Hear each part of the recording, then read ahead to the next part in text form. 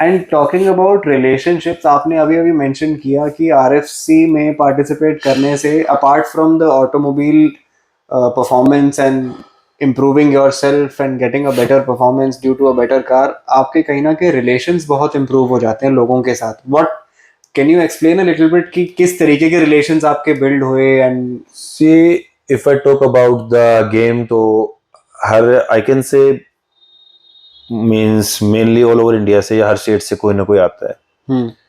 Each and every gentleman is a kind person. और ये community ऐसी है जो रेयर है, आई कैन से. सो इवन इट हैपेंस कि अभी भी हम कहीं जाते हैं और पता होता है स्टेट में हुआ है, एक कॉल करो एंड दे आर अवेलेबल. छोटी सी कम्युनिटी है तो लोग बहुत हेल्पफुल हैं इसमें. ये तो इस गेम का बेस्ट पार्ट है. देन आई कम कि जैसे 2 यही हैं मेरे ड्राइवर्स जिनका मैंने नेविगेट किया है. करेक्ट. जस्ट इमेजिन, गाड़ी बना रहा है ड्राइवर, गाड़ी एक बार कंप्लीट हो गई, जाने से मंथ पहले या 2 मंथ पहले स्टार्ट हो जाता है कहाँ है, क्या कर रहा है, ये गाड़ी में हुआ और क्या कराना है, XYZ. And the best part, जो 10 दिन आप सुबह से शाम तक एक दूसरे के साथ रहते हो. शायद एक हस्बैंड वाइफ इतना साथ नहीं रहते होंगे जितने ये दोनों रहते हैं. सुबह उठेंगे साथ में, रात को साथ में सोएंगे. क्या बातें नहीं होती इनकी, घर से लेके बाहर की, गाड़ी की, A to Z. तो एक ऐसी बॉन्डिंग मींस फ्रेम हो जाती है, can't explain. And you are going through hell and heaven in those 10 days together. And he can understand, means basically driver, कि मेरा को ड्राइवर क्या कर रहा है मेरे लिए. एंड सेम एक मेरी गलत कॉल और ड्राइवर भी नीचे, पोजीशन से भी और गाड़ी से भी. So उसको भी बड़ा ट्रस्ट होता है कि मेरा नेवी मुझे गलत कॉल नहीं देगा. कभी ऐसा हुआ है भैया कि आपकी किसी कॉल की वजह से आपने देखा कि टॉपल हो गई गाड़ी? टचू टोपल तो हम खाली फर्स्ट RFC में हुए थे, आज तक टोपल नहीं हुए. This time my driver said कि भैया 3-4 टोपल तो होंगे. आई सेड हो सकते हैं but I try my best. Honestly बता रहा हूँ, आपकी गाड़ी का स्टांस देख के लग रहा था कि यार हो सकता है शायद एक बार टोपल तो हो जाए. तो टोपल तो नहीं हुए. बट हाँ ये है कि अगर को ड्राइवर ने गलत पेड़ चूज कर लिया, गलत पॉइंट पे एंकर डाल दिया, गलत लाइन ले ली, तो it's not a big deal कि गाड़ी टोपल हो जाए. इतना तक देखना पड़ता है कि जहां पे आपकी विंच की केबल गई है वो कोई शार्प चीज के ऊपर लग के कट ना जाए.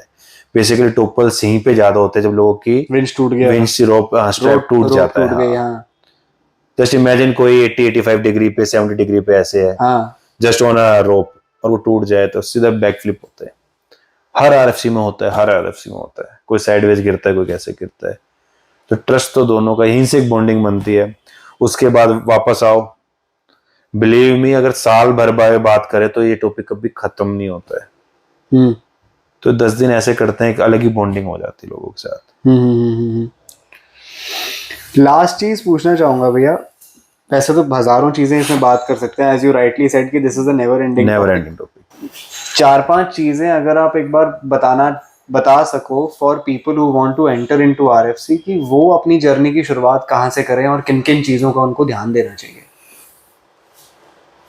बेसिकली कहना चाहूंगा सबसे पहले तो अपने कोई भी लोकल ग्रुप ज्वाइन करो ऑफ-रोडिंग के लिए.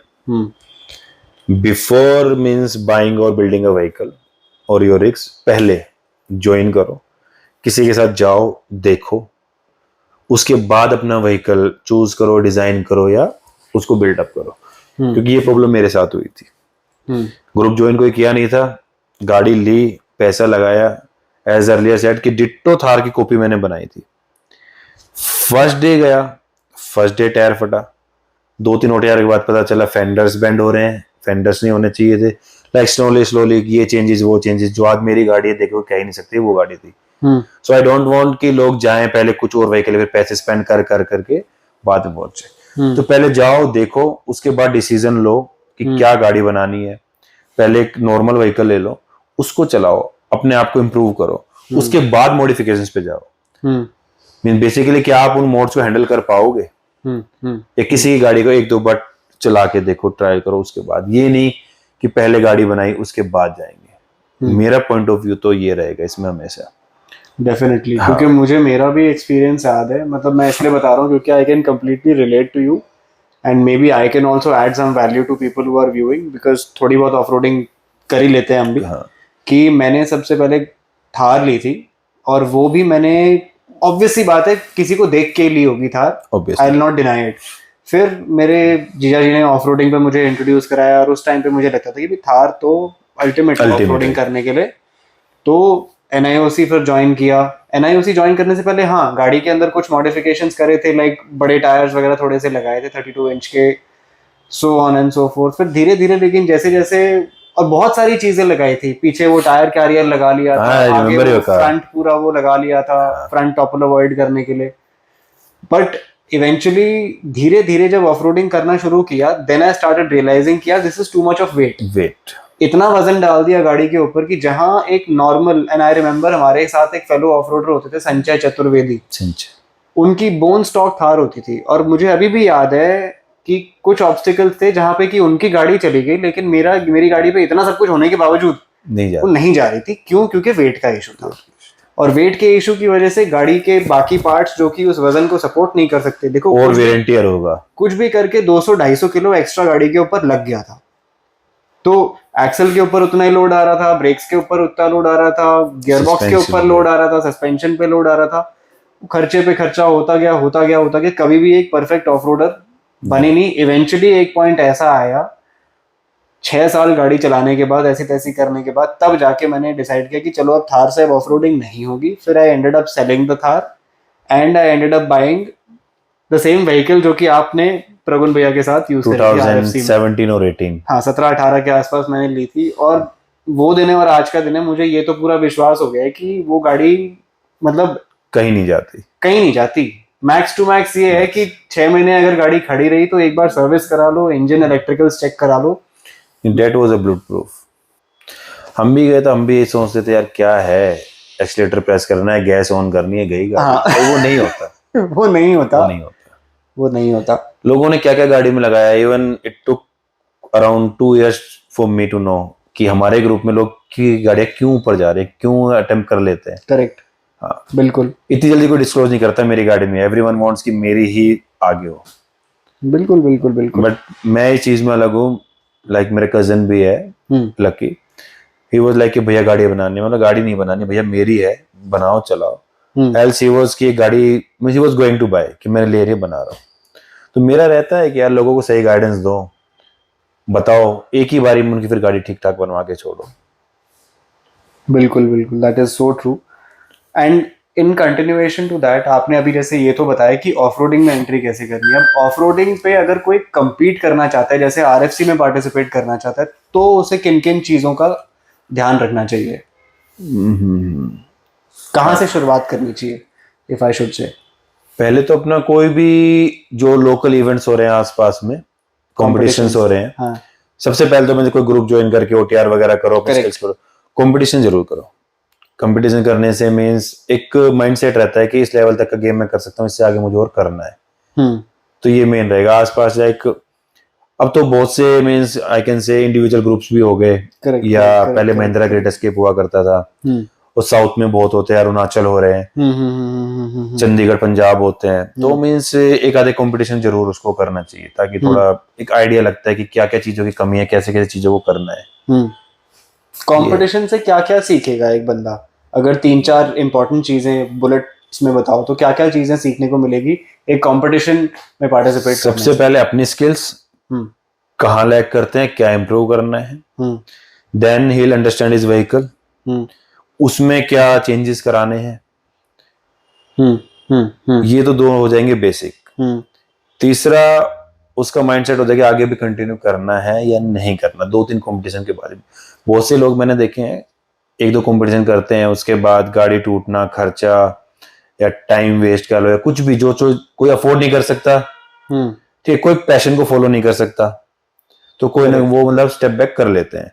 तो RFC से पहले तो आई थिंक कम से कम 4-5 इवेंट तो लोगों को करने चाहिए, वो भी एक अच्छे लेवल के। बहुत से लोग हैं जो कि मैंने देखा फैमिली प्रेशर की वजह से भी वो नहीं participate. It's an expensive game, expensive भी, एंड बहुत बार मैंने देखा है कि भी not everybody unfortunately risk taking. अपने देश में अभी ऑफ रोडिंग को लेके उतनी लोगों को नॉलेज है नहीं कि it is a technical sport. और जहां तक डेंजरस होने की बात आती है, मेरा जो पर्सनली मानना है कि every sport if not played with the right equipment is dangerous.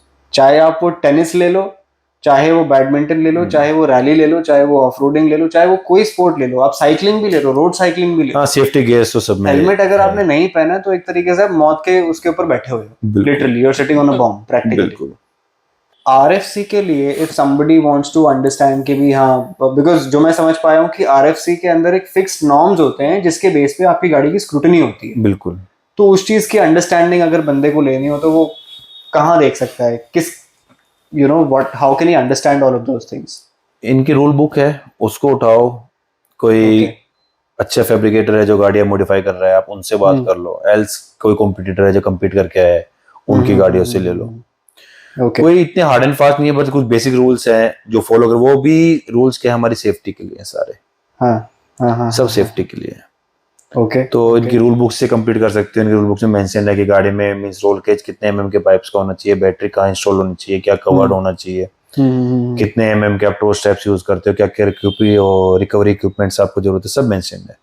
Okay. So before building a vehicle ये तो मस्ट है कि आप एक बार इनके गो थ्रू होना चाहिए इनसे। ऐसे कोई off road rig you know are there some कोई और ऐसे एक्सपर्ट्स हैं जो कि स्पेशली आरएफसी स्पेक गाड़ियां बनाने में ही स्पेशलाइज करते हो?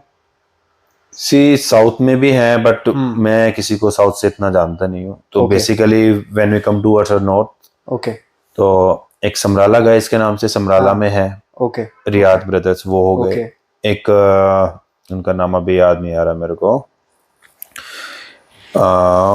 सरलो मोटर्स। अच्छा, सार्बलो, ओके, सरलो मोटर्स, राइट।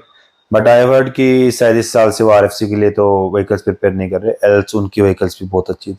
एक आई थिंक सुमेर भैया, हाँ, I was coming to the same point. North में थर्ड सुमेर सर हो गए। साउथ में आई थिंक एक वो है, क्या नाम है, हैदराबाद में प्रभु सर, प्रभु हैं, वो खुद भी compete करते हैं। ओके। मीन्स उनका नाम वगैरह नहीं पता ना किस नाम से क्या। नहीं, मैं भी अभी मिला था। In fact what I will do is कि है साउथ में तो ज्यादा है, बल्कि नॉर्थ से ज्यादा ही होंगे। मैं बल्कि कोशिश ये करूंगा कि व्यूअर्स के लिए इसी वीडियो के नीचे डिस्क्रिप्शन में if I can help them out by mentioning कि भी कौन है जो कि आरएफसी की स्पेक नॉट ओनली गाइड कर सकता है बट मे बी बना के भी दे सकता है उनको गाड़ी उस हिसाब से। बेसिकली हम नॉर्थ में टच ज्यादा रहते हैं, तो इधर ही व्हीकल की कोशिश रहती है कि नजदीक है तो बनवा लो, तो इतना उधर से मतलब है। करेक्ट, मतलब being a person from Delhi NCR region, गाड़ी को इवन अगर साउथ में बेस्ट लोग होंगे, गाड़ी को वहां भेजने से काम नहीं होगा। जो मैं समझ पाया, you will have to stay there for a month और मोर देन अ मंथ। बीच में आना जाना, तो वी ऑलवेज प्रेफर के नजदीक में जो हो जाए वो ठीक है। कभी आपकी भैया फैमिली की तरफ से कोई इशू आया आरएफसी को लेके, knowing that you are going for such an event? नहीं, मेरी फैमिली से तक कभी नहीं आया। Not in rallying, not in means of road, कभी नहीं। माय डैड इज लाइक कि एक शो के बेटे का करने दो। They are always supportive in this, always. बहुत सारी बातें हो सकती है। On a lighter note I would like to end this conversation. एक स्टोरी मैं छोटी सी सुनाता हूँ एंड में, आपको भी शायद याद होगा। मैं फर्स्ट टाइम अपने फादर को आई रिमेम्बर रोडिंग पे लेके आया था। मैं कभी नहीं भूल सकता वो इंसिडेंट। मतलब काफी टाइम से पापा ये थे कि बेटा ध्यान से करियो, ऑफ रोडिंग कर रहा है, थोड़ा डेंजरस है। मैं कहा आप चलो एक बार, आप मतलब आई वांट कि आपको, मैं देखो मेरे बोलने से आप कुछ भी कह लो, मैं कितना ही बोल लूं, बेटर ये है कि आप एक बार खुद अपनी आंखों से देखो कि हम करते क्या हैं, so that you will know yourself.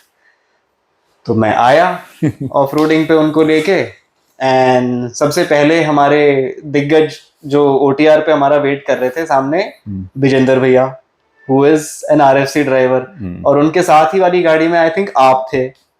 I remember that day. Exactly. तो उस टाइम पे मुझे याद है विजेंद्र भैया अपनी थार भी लाए थे और उनकी आरएफसी की भी गाड़ी थी। तो उस टाइम पे तो अब पापा से विजेंद्र भैया ने बातचीत शुरू कर दी, और उनको विजेंद्र भैया एक्सपर्ट तो हैं ही बातचीत करने में, तो उन्होंने मेरे फादर को कन्विंस इनफ कर लिया कि भाई आप आ जाओ। एंड मेरे फादर मान भी गए कि बिंदा कोई टेंशन नहीं है, ही इज अ मतलब wonderful driver, which he is, no doubt. मैंने कहा हाँ जाओ, पापा कह रहे मैं उनके साथ जा रहा हूँ। तो पहले तो मैं 4 सेकंड सर खुजाया फिर मैंने कहा चलो ठीक है आप जाओ, सीट बेल्ट पहन लेना। तो थार में वो ऊपर एक ऑब्स्टिकल जाके कवर तो करा है। फिर उन्होंने फादर को ऊपर उतारा, वो थार नीचे लाके पार्क करी। ये मैं अपने बंदवाड़ी का ही कौन से वो 2 क्लाइम्स है उसकी बात कर रहा हूँ। फिर उन्होंने अपनी आरएफसी की गाड़ी निकाली, उससे वो राइट साइड वाला क्लाइम करने की कोशिश करी और उनकी गाड़ी बैक टॉपल मार गई पूरी की पूरी। तब मैंने अपने फादर को देख के ये बोला कि मैं कहा इसीलिए मैं सर को जा रहा था जब आप गाड़ी के अंदर बैठने जा रहे थे। But I then हाँ, उन्होंने एक चीज, आई एम सो हैप्पी कि, and I M stunned actually, मेरे फादर ने जो एक चीज देखी उस दिन कि किस तरीके से अगर एक गाड़ी टॉपल होती है तो how, what kind of actions do we take as off roaders, कैसे हम रेस्क्यू करते हैं, कैसे गाड़ी को सीधा करते हैं, how do we make sure that the driver in the vehicle is okay.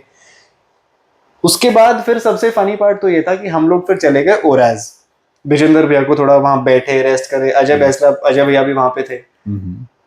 ऐसा इवेंट हो गया मेरे फादर के सामने, तो मेरे को थोड़ा सा ये था यार पापा क्या सोच रहे होंगे, तो आराध्य पहली बार ऑफ रोडिंग लेके आए, कल से ऑफ रोडिंग बंद है इसकी। अब उस टाइम मैं एंडेवर लेके आया हुआ था दिखाने के लिए। 10 मिनट हुए नहीं, हम लोग ओराज पे ऐसे बैठे, मेरे फादर अपने चश्मे से गाड़ी की तरफ देख रहे हैं एंडेवर, और 2 मिनट के बाद मुझे बोले कि ला मेरे को चाबी दे। मैं कहा आपको चाबी का क्या करना है? नेक्स्ट थिंग यू नो वो ओराज पे ऑब्स्टिकल कर रहे हैं। अरे वंडरफुल। तो मैंने कहा चलो ठीक है, एटलीस्ट एक तो ब्रेक थ्रू हुआ। उस दिन की मैं क्लिप दूंगा, इस सेम इंसिडेंस जो आप बता रहे हो ना, I have a clip of around 10 वो है आपके पास क्लिप? उसमें मींस अब सिर्फ दिखता है कि गाड़ी टोपल हुई और 2 फ्लिप लिए। हाँ हाँ हाँ, and I still remember, I think it took me only 4 to 5 second to reach that vehicle, Biju भाई के पास नीचे जाने में। हाँ ऊपर से सीधा। हाँ, क्योंकि मेरा कोई कजन या फ्रेंड था उस दिन, वो वीडियो बना रहा था। एंड व्हाट हैपेंड वाज कि when he was attempting that climb, हाँ उनके रियर लोकर्स ऑन थे, गाड़ी आगे से उठी एंड ही एक्सीलरेटेड, तो लोकर्स ने उनको फ्लिप कर दिया पूरा का पूरा। एंड आई ट्राइड, और मैं कह रहा हूँ अच्छा है वो नहीं हुआ।